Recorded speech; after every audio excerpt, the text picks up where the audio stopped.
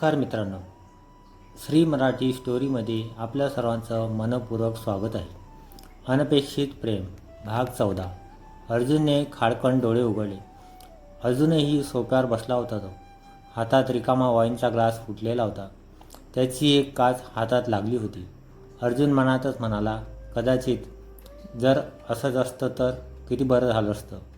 But wake up to the reality Arjun. तो भानावरेत मनाशीच पुटपटला. सकाळचे 7 वाजले होते. तो तसाच उठला. लागलेल्या जखमेतून रक्ताची ओघळ खाली बोटापर्यंत वाहत गेले, पण त्याकडे त्याने दुर्लक्ष केलं. झोप तर तशीही उडालेलीच होती. तो बाथ घेऊन फ्रेश होऊन बाहेर आला आणि काहीतरी खायचं म्हणून फ्रूट घेऊन तिथेच डायनिंग टेबलवर लॅपटॉपवर काम करत बसला. कामात स्वतःला भयंकर व्यस्त करून घेतलं होतं त्याने, पण मनाने विचार त्याला कुठे स्वस्थ बसू देत होते. त्याचं लक्ष गेलं ते त्या फोनकडे, जो त्याने अबोलीला दिला होता. किती दिवस तो पाहायचा आणि दुर्लक्ष करून निघून जायचा. त्याने तो विचार मनातून काढून टाकला आणि परत कामावर फोकस केला. काही वेळाने लॅपटॉप बंद केला. पुन्हा फोनकडे पाहिलं. तो फोन हातात घेतला, पण फोनला तर लॉक होता. त्याने पासवर्ड टाकायचा ट्राय करत अबोलीचं नाव टाकलं. एरर आलं.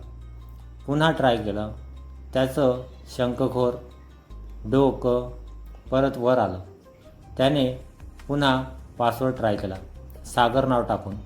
पुन्हा एरर आलं. रागात त्याने फोन बाजूला केला. परत फोन हातात घेतला. नकळत स्वतःचं नाव इनपुट करून बघितलं. व्हॉट? द्विधा मनस्थितीत अडकला होता तो, कारण त्याने लॉग ओपन झाला होता.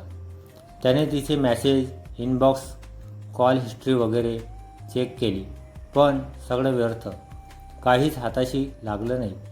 म्हणून अर्जुन चरफडत उठला.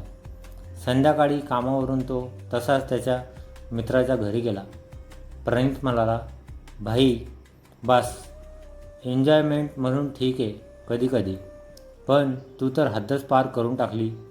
त्याची ड्रिंक थांबवत स्वतःच्या हाताने आयुष्य खराब कसं करायचं तर त्याचे मास्टर आहे द अर्जुन देशमुख.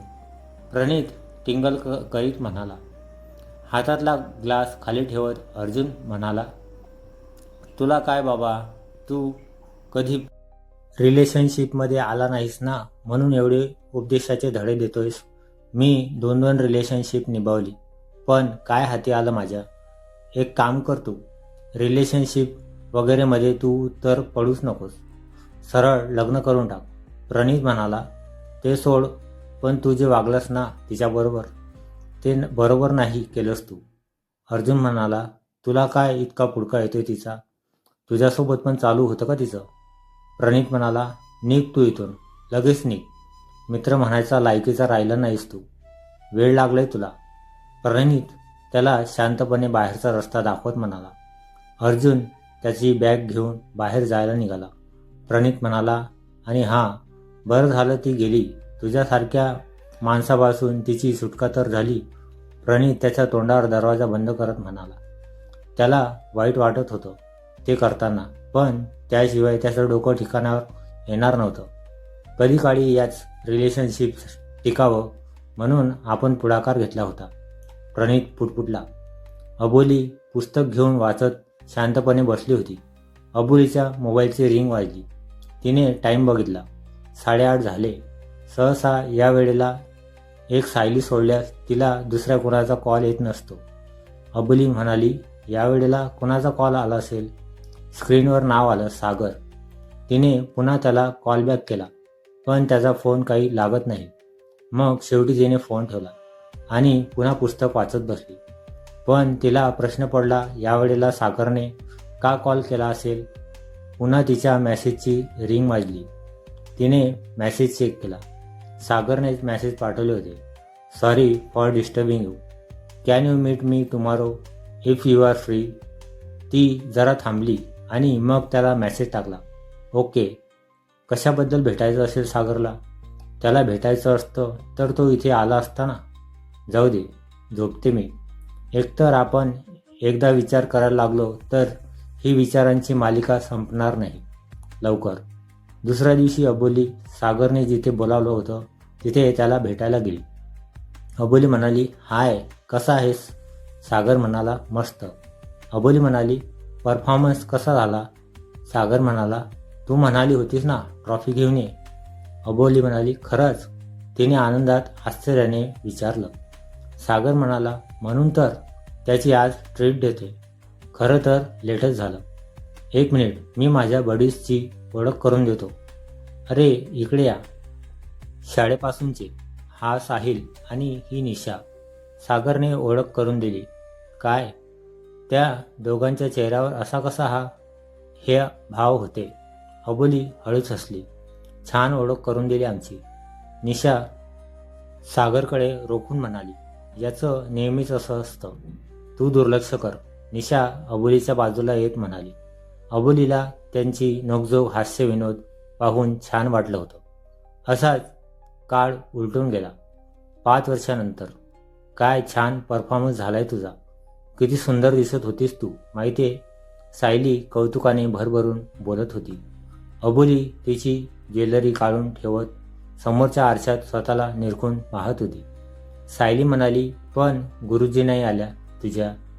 त्या असायला हव्या होत्या. अबोली म्हणाली, अगं त्यांची तब्येत बरी नाही.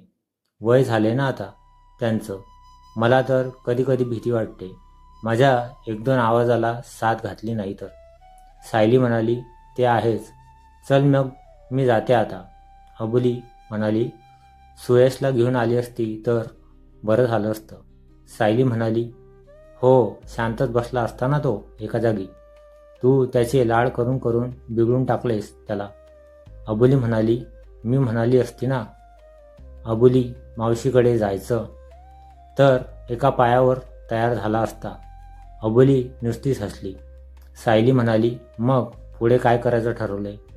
अबोली म्हणाली, माझा विचार आहे पुढे इंटरनॅशनल स्टेज परफॉर्मन्समध्ये भाग घ्यायचा म्हणून, पण निश्चित नाही.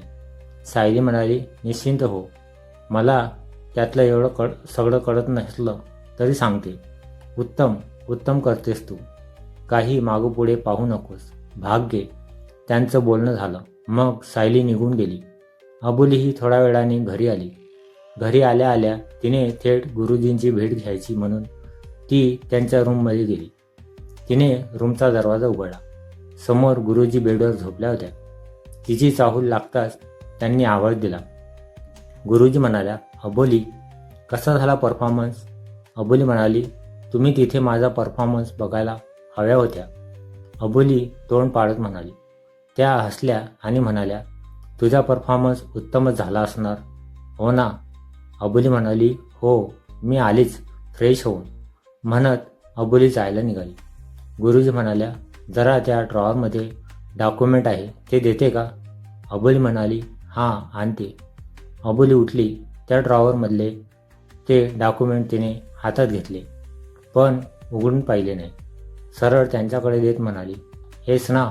गुरुजी म्हणाल्या, हो, जरा इथे बसून वाचतेस का? अबोली म्हणाली, हो. तिने डॉक्युमेंट तिथेच बसून वाचायला घेतलं. ते डॉक्युमेंट असे तसे नव्हते. घराच्या प्रॉपर्टीचे होते आणि त्यावर अबोलीचं नाव होतं. ती आधी गडबडली. आश्चर्याने डोळे विस्फारून तिने गुरुजींकडे पाहिलं. चेहऱ्यावर भला मोठा प्रश्न घेऊन अबोली म्हणाली, गुरुजी हे काय आहे? गुरुजी म्हणाल्या, डॉक्युमेंट. हे घर मी तुझ्या नावावर केलंय. त्या सरळ स्पष्ट म्हणाल्या. अबोली म्हणाली, पण का? म्हणजे तुमचा मुलगा आहे, साहजिकच त्याच्या नावावर होईल ना हे सगळं. मी कशाला? मला नकोय हे. तुम्हाला वाटत असेल की मी वृक्ष बोलते, पण तुमचा स्वतःचा मुलगा असताना तुम्ही हे नव्हतं करायला पाहिजे. मला खरंच काही नको. मी आधीच जाणार होते इथून, पण तुमच्यामुळे ॲज अ पेईंग गेस्ट म्हणून इथे थांबली. माझ्याकडून जर कुठली गोष्ट चांगली होत असेल फक्त ते करण्याचा प्रयत्न केला होता मी. तुमचा गुरु म्हणून खूप आदर करते मी, पण प्लीज हे असं मला काही पटत नाही. हे तुमचं आणि तुमच्या मुलाचं आहे. फक्त माझा इथे काही एक अधिकार नाही. ते कागदपत्र तसेच बाजूला ठेवून अबोली उठून निघून गेली. रूममध्ये आल्यावर तिला सुद्धा कळत नव्हतं ती अशी का बोलली. अर्जुनचे त्या रात्रीच्या शब्दांची पुन्हा उजळणी झाली होती. पैशासाठी, पैशासाठी. आज ती स्वतःला नाही रोखू शकत. तिने डोळ्यातील अश्रूंना न्याय देऊन त्यांची वाट मोकळी करून दिली. किती दिवसात मनात साठलेलं आज अशा वेळी बाहेर निघत होतं. रडायचं नव्हतं तिला, पण त्या एका गोष्टीमुळे त्या आठवणी न कळत गळत झाल्या. मन पुन्हा नाजूक झालं. तिला हे आता अजिबात आवडत नव्हतं. काही वेळानंतर कसं तरी तिने स्वतःचे डोळे पुसले, केस वर गुंडाळले, फ्रेश होऊन बाहेर आली, जेवण केलं आणि येऊन झोपी गेली. ती लवकरच उठली. कालच्या गोष्टी कालच सोडून ती त्यांचा दरवाजा उघडून आत गेली. अबोली म्हणाली, गुरुजी. तिने पुन्हा आवाज दिला. गुरुजी उठता माझ्या आधी उठता तुम्ही, आणि आज लेट. बरं नाही का तुम्हाला? म्हणून तिने हलकेच डोक्याला हात लावून पाहिला. तिला काहीतरी वेगळं जाणवलं. अबोलीने ताबडतोब चादर बाजूला सारली. ती पॅनिक झाली. असं कसं होऊ शकतं? गुरुजी म्हणत तिने परत मोठ्याने आवाज दिला. तिला काहीच सुचेनासं झालं. तिने लगेच सागरला फोन केला. तिने फोन ठेवायला गेली आणि तिचं लक्ष समोर गेलं. डायरीच्या खाली एक पान होतं. ते काय म्हणून ती बघायला गेली. गुरुजींनी त्यात लिहिलं होतं, मला माहिती आहे तुझा स्वाभिमान पेईंग गेस्ट म्हणून महिन्याला वेळेवर पैसे जमा करायची तू. माझा मुलगा फक्त नावाला आहे तो. माझी या 5 वर्षात एकदा तरी भेट घेताना पाहिले का तू? रक्ताचं नातं असून काही होत नाही. आपले आईवडील, भावंड, आपली मुले ही सगळी रक्ताची नाते म्हणतो आपण. पण खरी नाती ती जिव्हाळ्याची, जिथे कर्तव्यापोटी नाती निभावण्यापेक्षा प्रेम आहे. म्हणून नाती जिवंत ठेवायची असतात. तू काल जे बोललीस ते मला अपेक्षितच होतं, पण तू माझं न ऐकता निघून गेलीस. म्हणून मला हे सुचलं, तू जबाबदार आहेस. मला हे घर तुझ्या हातात द्यायचं आहे. कारण इथे मी नृत्याचे घुंगरांच्या छणकार ऐकलेत, गाण्याचे सूर ऐकलेत, आणि मला माझा हा नृत्याचा वारसा तू चालवावास अशी इच्छा आहे. हे नृत्याचे सूर इथे असेच घुमू देत. माझी वेळ कदाचित येईल. जीवाचा भरोसा नव्हता, म्हणून मुद्दामच आता लिहिते. उद्या मी तुला सांगायला असेल किंवा नसेल, पण हे लिहिलेलं तुझ्यापर्यंत निश्चितच पोहोचेल. भेटूया पुढच्या भागात. हा भाग तुम्हाला कसा वाटला कमेंट करून नक्की सांगा. व्हिडिओ आवडल्यास लाईक करा, शेअर करा. नवीन असाल तर चॅनलला सबस्क्राईब करा. धन्यवाद.